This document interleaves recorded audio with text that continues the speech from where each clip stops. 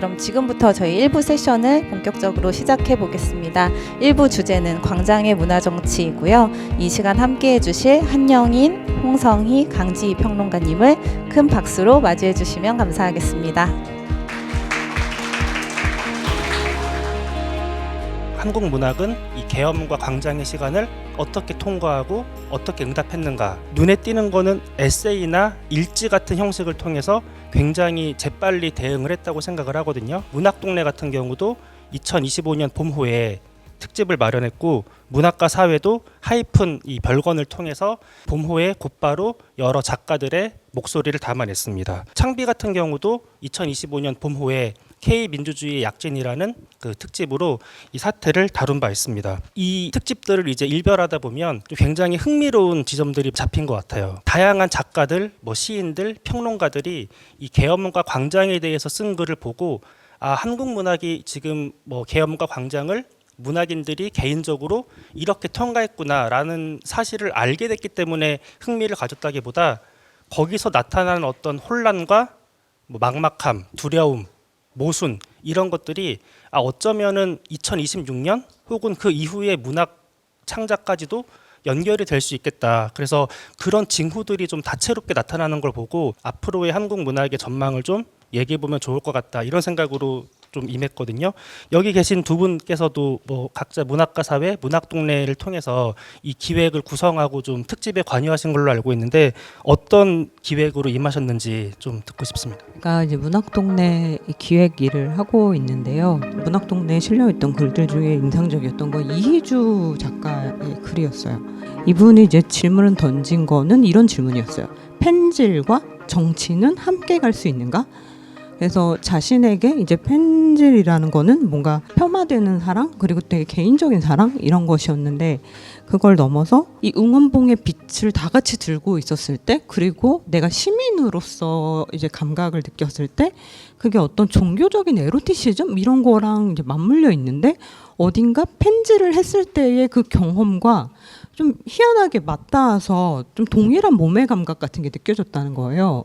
그래서 이게 너무나 생생한 현장의 언어들이어서 재미있기도 했는데, 어쩌면 이 광장에서 나왔던 이 응원봉의 빛이 그것을 함께 할 수 있는 몸의 감각? 생각보다 가까이에 있는 무언가일 수도 있겠다라고 좀 생각해보는 계기가 됐었습니다.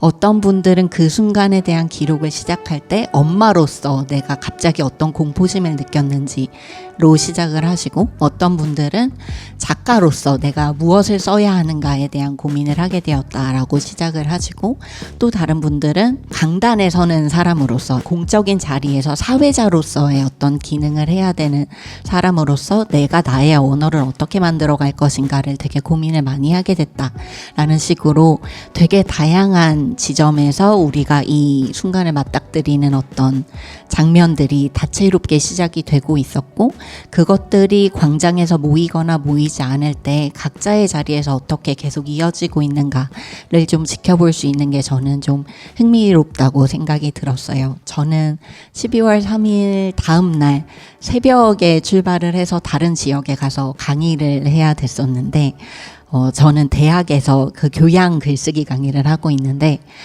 아침에 9시 수업에 딱 아이들이 들어와서 수업을 시작해야 되는데, 제가 첫 말을 어떻게 꺼내야 될지를 잘 모르겠더라고요. 그 전날 밤의 어떤 기억과 그때의 어떤 마음 때문에.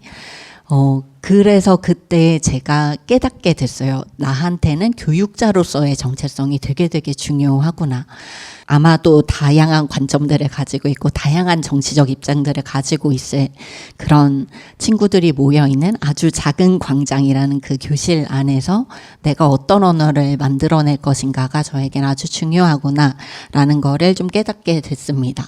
광장하면 한국 문학사에서 제일 유명한 것은 최인훈의 광장이겠죠. 사실은 긍정적인 의미만을 담고 있는 건 아니거든요. 거기서는 전체주의적인 느낌인 거죠. 사람들을 광장으로 내보내서 밀실을 허용하지 않고 너의 의견과 너의 정치적인 견해와 이데올로기를 낱낱이 밝혀라 라고 강요하는 어떤 정치 권력과 밀접하게 붙어있는 전체주의적인 성격도 광장이 같이 갖고 있고, 성의 나이 스무드라는 작품이었는데 그 작품도 광장을 다루고 있긴 합니다. 근데 그 광장은 태극기 집회의 광장이에요. 미국 교포 출신인 주인공이 한국에 와서 우연치 않게 태극기 집회에 휘말리게 되는 소설인데, 근데 이 사람은 한국에 대해서 전혀 모르기 때문에 이 사람들이 되게 착하고 좋고 나에게 친절한 사람이다 이렇게 생각하게 되는 좀 아이러니를 그린 작품인데, 저는 그래서 역설적으로 민주주의의 감정이 없다면 사람이 어떤 상황에 어떻게 휘말릴 수 있는지를 또 역설적으로 보여주는 작품이라고도 읽었는데, 그래서 저는 이 작품 자체는 이 광장 이전에 쓰여진 작품이지만 앞으로 우리가 이후의 광장을 이야기할 때도 좀 참조하고 이야기될 점이 많은 작품이라는 생각이 들었어요. 이스무드라는 작품이 되게 복잡한 작품이라는 생각을 어제 이 자리를 준비하면서 소설을 다시 읽으면서 하게 되었는데요. 철저한 외부인이 와서 어떤 내부를 탐색을 하게 됐을 때 이 내부가 어떻게 비추어질 수 있는가를 그냥 아주 담백하게 보여주는 작품이라고 정리할 수 있을 것 같은데요. 근데 그 안에서 성혜나 작가가 그런 어떤 단순함을 계속 꼬기 위해서 사용하는 장치들을 보면 언어 조각들이 되게 많이 흩뿌려져 있거든요. 현장에 들어온 듀이라는 이 외부인은 본인이 백인 중심의 사회에서 유일한 동양인으로 자라면서 자기가 동양인이라는 생각을 거의 하지 않은 것처럼 보이지만 어떤 표면에 자기의 얼굴이 비치고 한국 사람들이랑 같이 이렇게 비치게 될 때 이 무수한 동양인들이라는 어떤 자기의 피부색이라는 거를 중심으로 해서 자기 자신을 인식하고 또 다른 사람들과의 관계성을 인식하는 모습을 보여줘요. 그렇게 피부색에 집중을 했다가 갑자기 어떤 대화 맥락에서는 나는 미국인입니다 라고 말을 하고, 또 사람들이 당신은 한국인이니까요 라고 말을 하면서 김치 먹어봐라 라고 하고, 이런 식의 어떤 문화적인 코드들을 계속 건네면 자기는 한 번도 한국인이라고 생각한 적이 없다라고 여기면서도 나의 아버지는 한국인이고 나의 할아버지가 한국인이다라는 의식을 끊임없이 불러오거든요. 이런 식의 어떤 언어들이 계속 연결이 될 때 이 사람에게 부여되어 있는 것 같은 그 외부성이라는 게 사실은 얼마나 언어적으로 상상된 것이고, 우리가 이 사람이 한국에 대해서 관심이 없고 어떤 이런 민주주의적인 감정을 공유하지 않고 있기 때문에 외부인이라고 할 때 이 사람의 이 외부성 자체가 이렇게 가정이 되는 것이 정말 가능한 일인가라는 질문을 역으로 던지게 만드는 그런 부분이 있는 소설인 것 같아요. 창작가 비평 겨울호에 김세희의 엄종길 영감이라는 단편이 나왔어요. 보이스피싱에 넘어갈 뻔한 할아버지가 자기가 보이스피싱에 넘어가지 않도록 도와준 이 남자의 말에 따라서 극우화되어가는 과정, 부정선거 관련해서 이제 집회에 나가게 되는 그 일련의 과정을 쭉 그리고 있어요. 위픽이라고 이제 시리즈로 나오고 있는 단편들 중에 이미상의 소설이 또 있어요. 사실 너무 재밌거든요. 셀붕이의 도라는 이제 단편인데, 스스로를 인셀 비자발적인 독신이라는 말의 약자인데, 이제 스스로를 그렇게 나 이런 멸칭까지 품을 정도로 되게 대범한 테스토스테론으로 가득한 남자라는 자부심을 가지고 있는 한 젊은이의 이야기예요. 이제 이 남자의 어떤 사상적인 막 뒤틀려 있는 그런 것들을 묘사하는 것도 너무 재밌지만, 이 남자애가 하게 되는 일이 좀 돈이 많은 외할머니를 네가 그럼 요양보호사 대신에 좀 돌볼 수 있었으면 좋겠어라는 이제 부모의 요청에 따라서 이제 외할머니 집에 가게 돼요.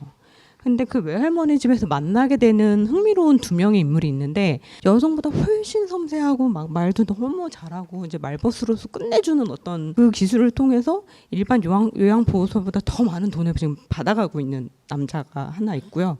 이 사촌 누나는 미국에서 뭘 배워왔냐면 호르몬 요법이라는 걸 배워와요. 우리가 요즘 백인녀 테토나 이런 말들 쓰잖아요. 근데 말만이 아니라 실제로 그 호르몬 치료라는 거를 실제로 해버릴 수 있는 사람인 거죠. 그래서 사실은 이 주인공이 남성성에 대한 어떤 환상이라는 것이 너무나 교란시키는 이 두 인물들을 만나면서 뒤섞이면서 흘러가면서 붕괴 직전에 이르는지 이런 걸 좀 보여주는 소설이에요. 무슨 2030 뭐 여성들의 무슨 민주 시민화가 되었고 뭐 이렇게 응원봉을 들었고 지금 2030 남성들은 국화되었고 이런 단순한 변별이 이루어지고 있잖아요, 이분법적으로. 근데 이걸 넘어서 어떤 이야기를 우리가 문학 안에서 할 수 있을까, 이런 거에 관심이 있는 것 같고, 지금 말씀드렸던 이 두 편의 소설들이 그런 면에서 좀 참조가 되는 소설이었던 것 같습니다. 이 계엄 사태와 관련해서는 어떤 식으로 지금 문학이 이거를 표현하고 있는지가 좀 많이 궁금하거든요. 이미 작년 2025년부터 좀 많이 주목을 하고 있는 건 이제 남성성에 대한 탐구인 것 같아요. 페미니즘이라는 학문 안에서도 이 남성성에 대한 탐구가 계속 이루어져 왔는데 한국 사회에 지금의 좀 특수한 경제적 현실이라는 게 있는 것 같아요. 대표적으로 서장원 같은 작가의 소설들이 이 남성성에 대한 좀 다채로운 방식의 탐구를 적극적으로 지금 해나가고 있는 것 같아요. 근데 앞으로 이런 방향의 소설들이나 담론들이 계속 되지 않을까 하고 생각하고 있습니다. 과거에는 폭력이었고 그 다음이 우울이었다면 저는 그 다음은 냉소인 것 같아요. 왜 냉소라는 단어가 떠올랐냐면 두려움이라는 감정이 커서 그랬던 것 같아요. 이 계엄이라고 하는 물질적인 폭력에 대한 두려움이 아니고 이 사회에 대한 이 균열된 사회에 대한 직물적인 두려움이 왔던 것 같아요. 특히 서부지법 폭동 사태 같은 것들을 보고 여전히 30%가 넘는 사람들, 이 사람들과 어떻게 소통을 해야 되지? 어떻게 연결돼야 되지? 어떻게든 이 사람들하고 함께 살 방법을 고민하지 않으면 안 되겠다라고 하는 문제의식이 싹 트는 반면에 근데 어떻게? 이게 되겠어? 이게 가능할까? 근데 제가 지금 느끼는 감정은 아마 공존을 고민하는 것보다는 두려움의 냉소가 당분간은 좀 더 크지 않을까? 막연하게 저는 그런 예측을 한번 해봅니다. 근데 냉소적인 태도라는 것을 조금 더 쪼개어서도 이야기 나눠볼 수 있지 않을까 싶어요. 문제가 많은 거를 그냥 다 통제해버리고 완전히 싹을 제거해버림으로써 세계를 안전하게 만들자라는 종류의 냉소가 있고 냉소의 대상이 되었기 때문에 그 보고 싶지 않은 것을 더 이상 보지 않기로 선택하는 그런 방향이 있는데 이 두 방향 사이에서 그럼에도 불구하고 뭔가를 계속 보려고 하고 통제나 제어가 아니라 끊임없이 이렇게 살을 맞대고 사는 사람들을 어떻게 우리가 같이 나아갈 것인가, 이 사회를 어떻게 그럼에도 불구하고 만들어갈 것인가의 문제를 고민을 하려고 하는 장면들이 그래도 곳곳에서 보이지 않나라고 생각이 들어요. 그리고 그런 맥락에서는 폭력 자체만 문제가 된다거나 폭력 이후의 감정 자체만 문제가 되는 게 아니라 이 두 사이에서 끊임없이 기량을 해온 게 우리의 어떤 역사라면 이 역사를 관통해 갈 수밖에 없다는 게 다시금 확인된 이 시점에서 우리가 어떤 선택을 할 수 있을 것인가에 대한 문제의식이 조금 더 중요하게 언급이 되어가지 않을까라고 저는 조금 생각하는 편인 것 같습니다. 광장이라고 하는 키워드를 통해서 이야기하기에는 아직은 나온 작품들이 많지 않고 또 오히려 그 기미를 통해서 미래를 전망하려고 하는 자리였다 보니까 좀 미진하기도 하고 아쉬운 지점도 많이 있는데 그래도 오늘 나눈 얘기들 좀 기억해 주시면서 앞으로 나올 작품들 많이 지켜봐 주시면 좋을 것 같습니다. 감사합니다.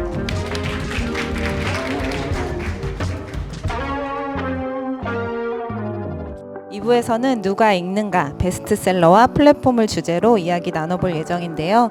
대담 진행해 주실 박혜진, 김영삼, 노태훈 평론가님 큰 박수로 맞이해 주시기 바랍니다.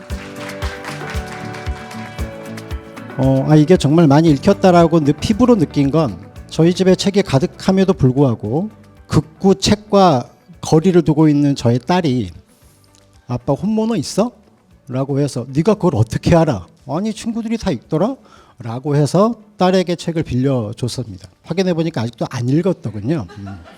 이 정도라면 많이 읽힌 건 분명하다라는 생각이 좀 들었던 것 같아요. 뭐가 좋았지라고 제 스스로 생각해 보았을 때 이 작가는 한국 사회의 진짜 같은 가짜들에 대해서 이야기하고 있는 것 같은데 악의 연대기, 가짜들의 연대기, 이들이 어떻게 탄생하였는가를 추적하고 있는 것 같은데 라고 하는 제 나름의 혐의점을 찾고 이걸 추적해 보기 위해서 그 이전의 작품집들도 한번 살펴봤습니다. 첫 번째 증거는 지난 작품집이었죠. 빛을 거두면 빛이라고 하는 작품집에 실려있는 작품 중에 소돔의 친밀한 혈육들이라는 작품이 있어요. 어느 큰 부잣집의 생일잔치에 화자가 초대가 됩니다. 이 조부의 생일의 세레모니를 위해서 집안에 가보처럼 내려오는 도검, 칼이죠. 이것을 감별사를 불러서 이제 진품 명품 쇼를 해보는 것이었죠. 근데 감별사가 감별해 보니 이건 진품이 분명한데 조선 총독부에서 친일 행각을 치하하면서 내린 도검이라는 것이 밝혀지게 되죠. 이제 그 순간 그 감별사에 대한 서사는 소설에서 아주 삭제가 돼버리는 그런 이야기입니다. 제 기준에서는 그 악의 연대기의 시작이 그 작품이었던 것 같습니다. 벚나무로 짠 오자너비의 책상이라는 단편이 있습니다. 이것도 비슷한 이야기입니다. 이 작가가 한국 사회에서 형성되었던 여러 가지 자본 권력이든 정치 권력이든 주류 사회가 가지고 있는 문화가 사실은 불공정하고 정의롭지 못한 과정을 통해서 구축되었음이 분명한데, 그것을 그들이 스스로도 알고 있음이 분명한데, 그리고 그걸 바라보고 있는 아래 계층의 사람들이 그것을 비판적으로 바라보고 있음도 분명한데, 사실 자기 또한 그 위로 올라가고 싶은 욕망 때문에 그들의 문화를 습득하는, 그래서 악의 연대기만이 아니라 그 악의 연대기에 함께 편입되고 싶어하는 사람들의 사유 방식을 이런 방식으로 보여주고 있는 것이 아닌가? 성혜나 작가가 교육, 학문, 그리고 무속 모든 영역에까지, 문학에 가지 않는 모든 영역에까지 파묘를 하고 있구나라는 생각으로 현재 성혜나 작가의 작품을 읽고 있어요. 스무드 같은 경우에도 그 스무드를 읽었을 때 학생들한테는 읽혀봤어요. 이 작품 어때? 라고 물어봤더니 대부분은 좀 불편하다라는 거였어요. 뭐가 불편하니? 라고 물어보았을 때 아니 이게 진짜 한국의 모습이 아닐 것 같은데 왜 광장에서 한 손에 태극기 한 손에 성조기 심지어는 이스라엘 국기까지 들고 있는 이들의 풍경과 이들의 감정을 왜 가장 한국적이라고 이 사람이 생각하게 되는 게 너무 안타깝다는 거죠. 그래서 이게 바로 성혜나 작가가 보여주는 불편함의 방식이라는 생각이 들었습니다. 의도된 불편함. 독자는 화자의 경험을 따라가게 되면서 그 진짜 같은 가짜를 진실로 믿게 되는 과정을 성혜나 작가는 그대로 보여주고 있구나. 그 리터를 저희가 만들고 있는데요. 미음사라는 출판사에서 2달에 한 번 나오는 문학 잡지입니다. 지금으로부터 딱 2년 전인 2024년 2월호, 3월호에 당신이 모르는 베스트셀러라는 주제의 기획을 한 적이 있습니다. 직접적인 계기가 된 거는 이제 최진영 작가 구의 증명이라는 소설이었어요. 그 책이 2017년에 나온 책인데요. 2023년부터 베스트셀러에 막 오르기 시작하는 거예요. 그 무렵에 미음사에서 나왔던 박은정 시인의 시집이 있습니다. 그게 이제 여름 상설 공연이라는 시집인데요. 그 책도 갑자기 튀어나왔는데 갑자기 베스트셀러 올랐대요. 그래서 후배들이 팀 회의할 때 얘기를 하는 거예요. 그러면 저희가 가장 많이 그 무렵에 주고받았던 대화가 뭐냐면 갑자기 왜? 이거였어요. 그리고 그러면 이제 한번 찾아보자. 책을 해요. 근데 모르겠대요. 그런다 보면 어떤 커뮤니티에 도달을 하기도 하고 여러 것들이 있었는데 그래서 그때 그런 에피소드들이 좀 겹쳐지면서 이게 그냥 우연히 발생한 일인지 아니면 그 모종의 변화, 그러니까 구조가 바뀌는 데서 나오는 어떤 우리가 이제 지금 개념화하기 힘든 어떤 변화인 건지 좀 알아보자라는 생각이 들어서 그때 당신은 모르는 베스트셀러 굉장히 아이러니하잖아요. 베스트셀러는 많이 아니까 베스트셀러인 건데 모르는 베스트셀러라는 게 그래서 그 주제를 다뤘었는데 그때 이례적으로 저희 잡지가 기사화가 좀 됐어요. 저희가 해석하기에는 어쨌든 그 지점에서 이야기하고자 하는 질문들이 있다. 이런 현상이 어떤 사람들의 질문을 내포하고 있는 부분이 있다는 생각을 했습니다. 책이라는 상품이 가지고 있는 시간성이 상당 부분 사라지고 있다. 이런 진단은 꼭 문학에서만 일어나는 일은 아닌 것 같다는 생각이 들어요. 그러니까 제가 최근에 아마 윤일상 작곡가였던 것 같은데 아무튼 그분이 얘기하신 걸 우연히 봤는데 이 대중음악을 하는 젊은 친구들이 굉장히 힘들다. 왜냐하면 이제는 과거의 음악들과도 계속 싸워야 된다. 라는 거였습니다. 그러니까 우리가 새로운 예술을 하려고 할 때 현재 내가 가장 신선하고 새로운 걸 해야 된다. 어떻게 하면 더 재밌는 걸 하지? 이런 고민을 했던 시대를 지나서 이 예전에 했던 작업들을 실시간으로 다 이제 공유하고 향유할 수 있는 시대가 됐기 때문에 그런 것들을 계속 의식하면서 작업을 해야 돼서 너무 힘들어 보인다 이런 얘기를 하시더라고요. 근데 그게 문학에서도 저는 일어나는 일 중에 하나라고 생각이 되고 이런 어떤 소위 말하는 시간성의 소거라든가 역주행이라는 현상들에 있어서 분명히 젊은 독자들의 힘이 있는 것 같아요. 젊은 세대들의 어떤 호응. 우리는 이제 문학 작품을 볼 때 그 당대성, 동시대성을 굉장히 중요하게 생각하거든요. 근데 그걸 포함해서 보편적인 것들이 것을 다루고 있는 작품들. 근데 그 보편성이라는 것이 물론 이 동시대적 안에서의 보편성도 중요하지만 그 통시적인 상황에서의 그 다시 발견되고 재발견되는 것들도 좀 필요하다고 생각하고, 그래서 그런 부분들은 지금 이 안에서 그 창작의 고통일 수도 있기는 하지만 그 작품이 독자들이 정말 많이 읽고 그럼으로써 창작의 환경이 더 좋아지는데 오히려 긍정적인 작용을 할 수도 있다는 생각이 들어요. 네. AI 얘기를 굉장히 많이 하잖아요. 근데 AI의 영향을 받는 부분들이 너무나도 많지만 지금 출판 시장에서 가장 큰 영향은 이제 비문학 도서의 전멸이거든요. 그 문학 도서는 지금 상대적으로 타격을 덜 받고 있고, 그 도서전 같은 경우도 그 극명하게 빛과 그늘이 나뉘어지는데요. 이제 문학 타이틀들을 가지고 있는 곳과 그렇지 않은 곳들의 차이가 굉장히 큽니다. 킨들 같은 경우에 지금 이제 번역 서비스 다 이제 제공하잖아요. 만약에 한국어까지 서비스가 된다 그러면 가장 먼저 이제 수입이 덜 될 것은 이제 외국의 비문학 도서들은 많이 이제 수입을 안 하겠죠. 그게 앞으로 어떻게 될지는 뭐 더 지켜봐야 될 것 같아요. 예전에는 우리 다 모두 독자가 될 수 있지만 아무나 작가가 될 수는 없어 이렇게 얘기했잖아요. 근데 저는 이제 요즘 반대의 생각이 들어요. 누구나 작가가 될 수 있는 것 같아요. 누구나 책을 어떤 이야기를 쓰거나 만들어내는 거는 너무 쉽고 너무 경로도 많습니다. 다만 독자가 되는 게 오히려 더 어려운 시대가 아닌가. 내 스스로 만족할 만한 독자가 된다는 일이 너무나 어려워진 시대가 아닌가, 그런 생각을 좀 해보면서 마무리하도록 하겠습니다. 이제 한 가지 고민이 되는 지점은 그러다 보니까 독자와 소비자의 경계가 좀 불분명해지는 것 같다.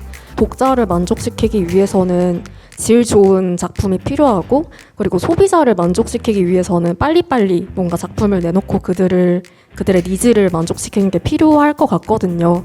그러니까 이럴 때 우리가 문학적 어떤 경험이랄까, 어떤 이 문학적 공유가 어떤 식으로 가능할지를 이제는 고민해야 되는 시기가 온 것 같습니다. 그거는 뭐 이 문학이 너무 자본주의에 휩쓸리고 있다거나 뭐 너무 이 거센 변화에 지금 정신을 못 차리고 있다는 것과는 별개로 이제는 문학 작품을 같이 읽고 향유하는 경험을 우리가 어떤 식으로 가져가야 될지에 대한 좀 근본적인 고민이 필요하지 않나 싶어요. 두 개의 세션을 통해서 이제 변화하는 한국 문학의 양상을 비평의 관점에서 살펴봤습니다.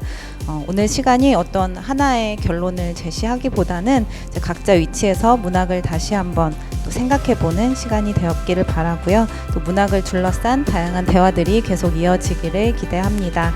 그럼 저희 이것으로 이제 2026년 한국문학 비평 포럼 마치겠습니다. 참석해주신 모든 분들 다시 한번 감사드리고요. 앞으로도 문학과 비평에 많은 관심 부탁드리겠습니다. 고맙습니다.